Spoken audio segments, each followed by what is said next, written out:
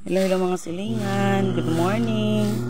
Nandito nga pala kami ngayon sa likod bahay namin.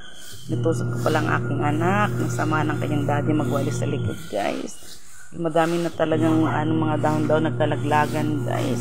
Hindi na talaga kaya yung tingnan, guys. Mayroon din kaming puno ng mangga dito. 4 ang aming puno ng mangga sa likod bahay namin, guys.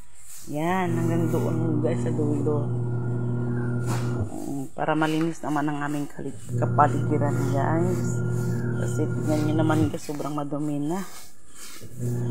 Pero dito sa amin, guys, at malinis ang aming area dito, guys. Pagdating naman sa taas, doon naman ang guys, madumi. Dahil nga pag malakas yung ulan, tapos ang baha, guys, pag malakas talagang talaga siya, guys, na yung mga guys, mga dumi. Punta doon sa dulo, guys. Hello, nak. Pagod ka na? Pagod ka kakawawalis, nak?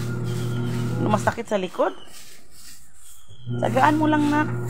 Minsan ka lang naman magwalis dyan. Hello? Kasi ang dami na talagang damo, nak. Ang pangit tingnan. Ang sipag ng aking kulot. Yan.